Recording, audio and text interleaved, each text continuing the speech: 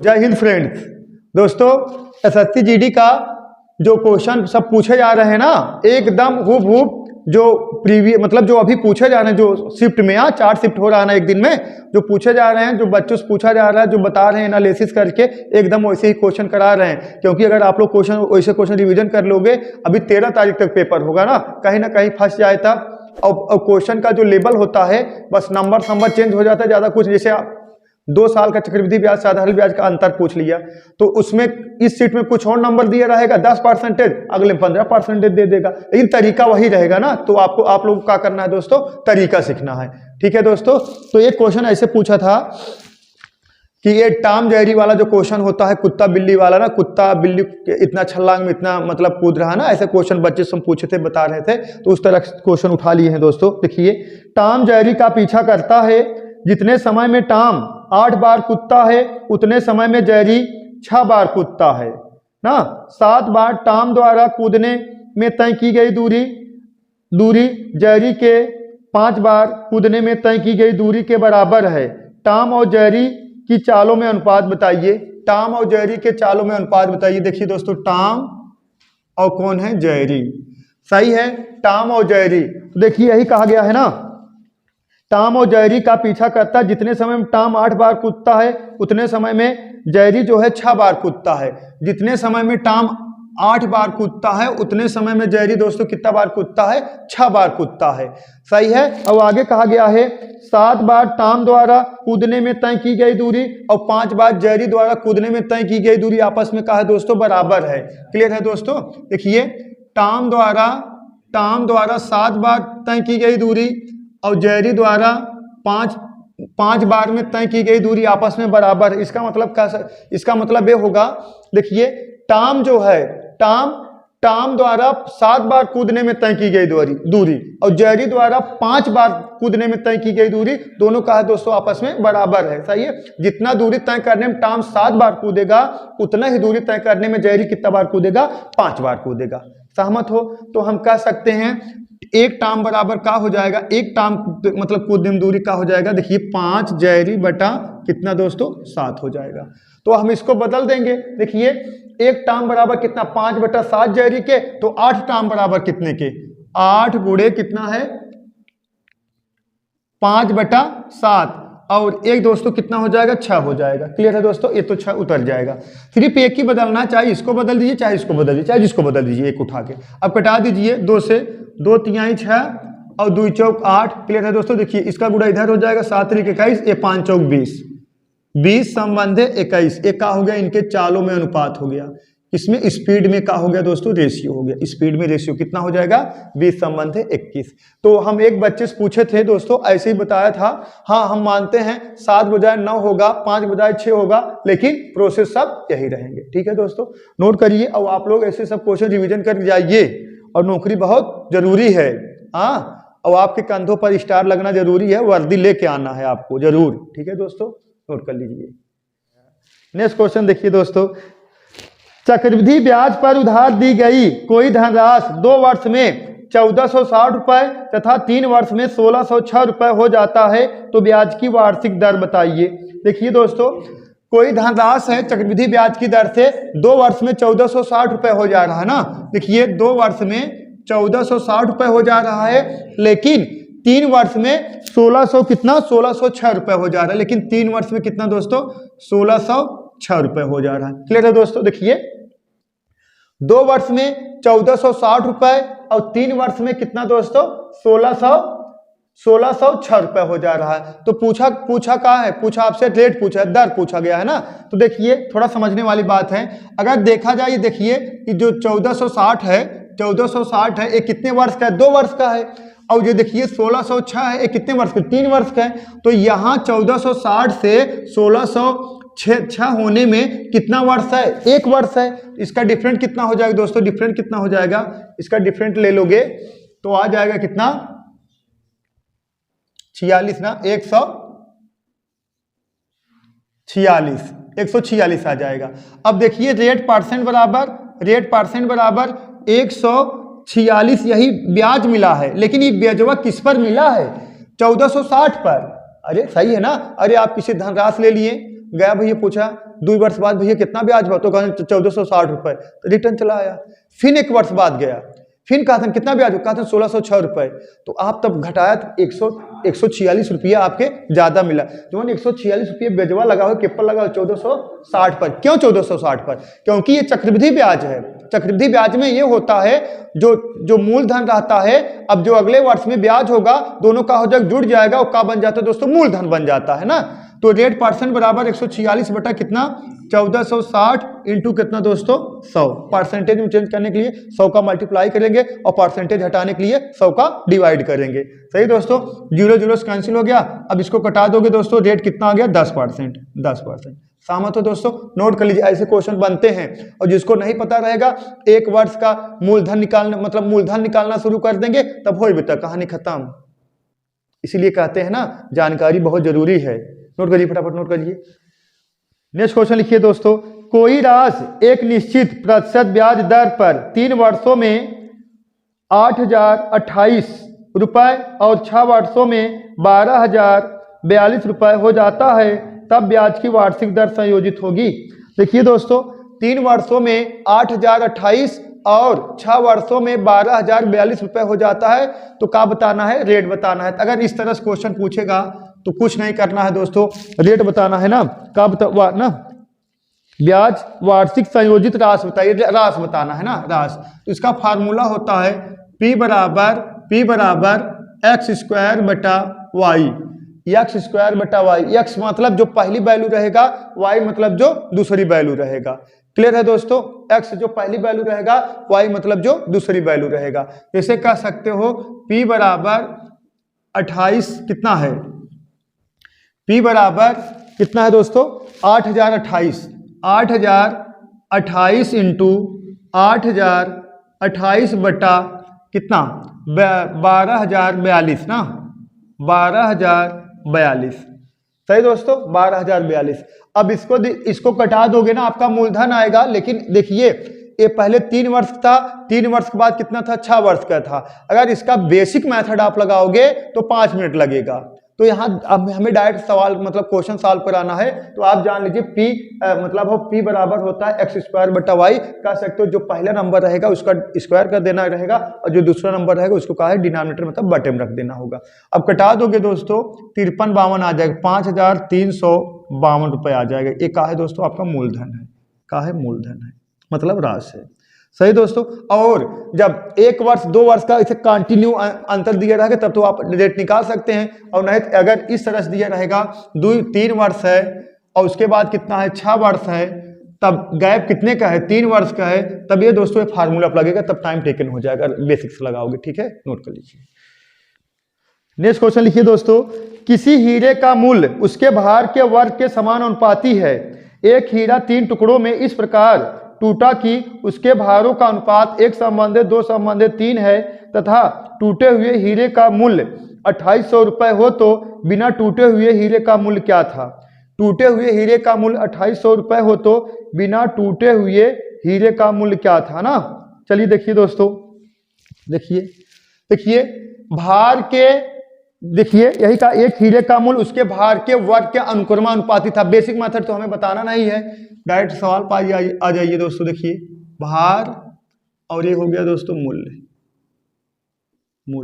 सही दोस्तों। देखिए पहले का था जो रेशियो था 1, और उसके इसका वर्ग कर दोगे, इसका वर्ग कितना हो जाए, 1 का वर्ग 1 ही हो जाएगा। फिर रेशियो कितना था, जो दूसरा था कितना था 2 था, इसका वर्ग कर दोगे दोस्तों कितना हो जाएगा मूल्य 2 दूना 4।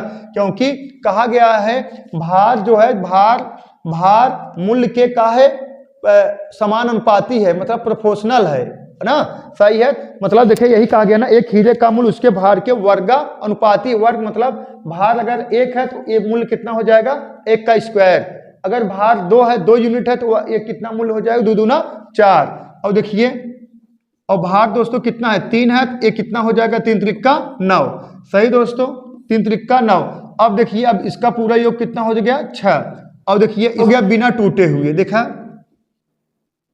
बिना टूटे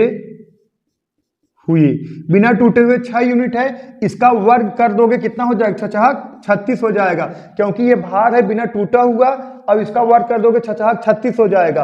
अब देखिए अब ये कहा है सब टूटा हुआ है, टूटे हुए भार अगर जोड़ दोगे कितना आ गया देखिए 9 4 13 1 14, 14 यूनिट बराबर दोस्तों कितने के 2800 के। तो 1 यूनिट बराबर कितने के 200 के। तो देखिए क्या पूछा गया है, पूछा गया है देखिए टूटे हुए भार का मूल्य है, टूटे हुए भार का मूल्य ना ये सब टूटा हुआ है तो कितना है 14 यूनिट, 14 यूनिट बराबर कितने के 2800 के।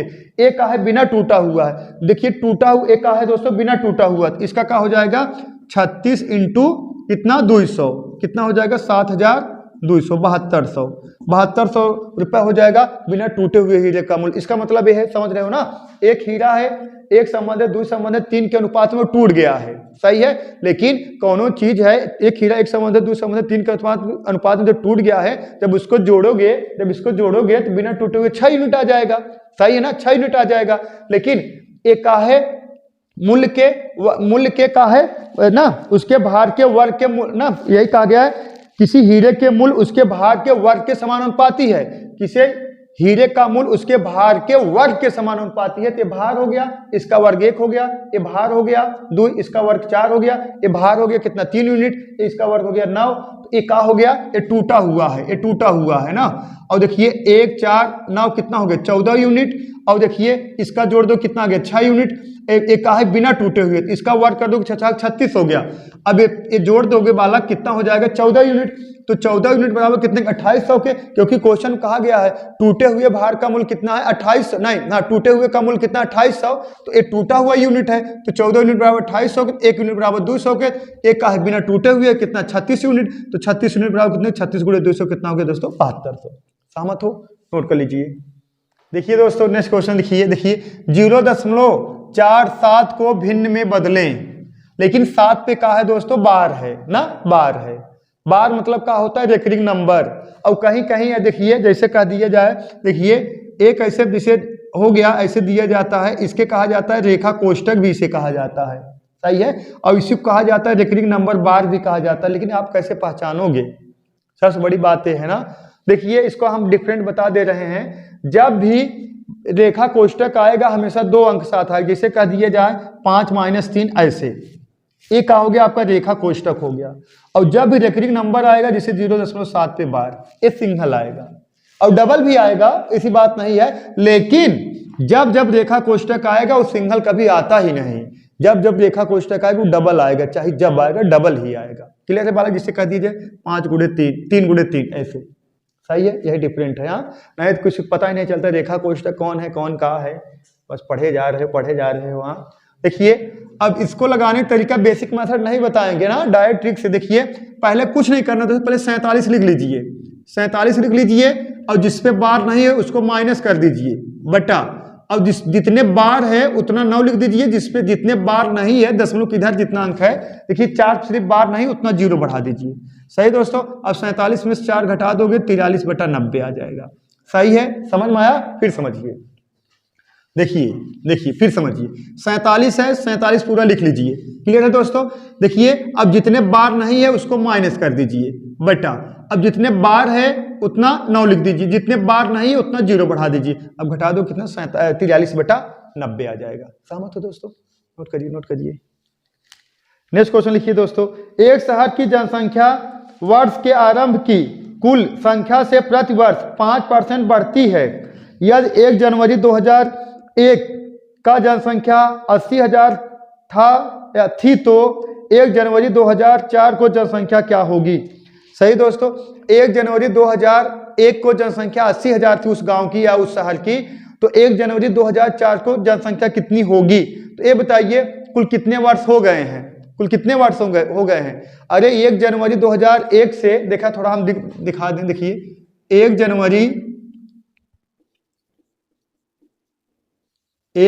2001 से आपको बताना है दोस्तों, से 1 जनवरी 2004 तक कुल कितना वर्ष होगा, 3 वर्ष होगा। समझ में आया कैसे, 1 जनवरी 1 साल, और 2002 2 साल, 2003 3 साल, अरे 2004 21 तारीख है ना यार, तब 365 दिन होगा। क्लियर है बालक, कितना है 3 वर्ष है। और ऐसे सवाल लगते हैं कैसे बोलो, सबसे बेटर तरीका है ये सब सवाल लगते हैं ये चक्रवृद्धि ब्याज द्वारा। जैसे देखिए 8,000 80,000 था, 80,000 था जनसंख्या, 5% वृद्धि 105/100, फिर अगले साल 5% वृद्धि 105/100, फिर नेक्स्ट ईयर 5% वृद्धि 105/100। सहमत हो दोस्तों? 3 वर्ष है तो 3 बार, 4 वर्ष होता 4 बार। सही दोस्तों? अब कटा दीजिए किससे? 5 से। 21 20, हाँ 21 पंजे 105, 20 पंजे 100, 21 20, 20 पंजे 100, 21 पंजे 105, फिर 21 20। सही है बालक? 1 2 3, 1 2 3 0 कट गया, 2 2 दूना 4 दूना 8 कट गया, यहाँ बचा कितना? 10। सही है? 21 गुणे 21 गुणे 21, 21 का क्यूब 92 61, 92 61 और 10 का गुणा कर दोगे 0। सही है? 92,610। 3 वर्ष बाद नगर की जनसंख्या कितना होगी? 2004 में 1 जनवरी 2004 को तो 92,661 उस नगर की जनसंख्या हो जाएगी। नोट कर लीजिए, ऐसे सवाल पूछा था SSD में। सही दोस्तों? नेक्स्ट क्वेश्चन देखिए दोस्तों। नेक्स्ट, लगातार 3 विषम संख्याओं का औसत इनमें से सबसे बड़ी संख्या के 1/3 से 52 अधिक है, तो इनमें से सबसे छोटी संख्या क्या है? सही दोस्तों? तो इनमें से सबसे छोटी संख्या क्या है? देखिए, सबसे छोटी संख्या मतलब पहली संख्या, यही कहा गया है लगातार 3 विषम संख्याओं का औसत ना, लगातार 3 विषम संख्याओं का औसत इनमें सबसे बड़ी संख्या के 1/3 से 52 अधिक है। जो लगातार 3 विषम संख्याओं का औसत में 1/3 से कितना है? 52 अधिक है। तो इनमें से सबसे छोटी संख्या क्या है ना? इनमें से सबसे छोटी संख्या कौन सी होगी दोस्तों? पहली संख्या होगी। तो देखिए, और देखिए ये भी बताया गया है, देखिए 1 2 3 जैसे लिखा गया 3 क्रमागत संख्या है और का है एक विषम नंबर होना चाहिए, जो सीरीज होना चाहिए विषम होना चाहिए। तो बीच वाला संख्या हमेशा क्या होता है? औसत होता है। पता नहीं आप लोगों को? जैसे कह दिया जाए 2 4 6 8 10, 1 2 3 4 5, एक का है विषम है तो हमेशा बीच वाला संख्या क्या होता है दोस्तों? औसत होता है ना। तो देखिए पहली विषम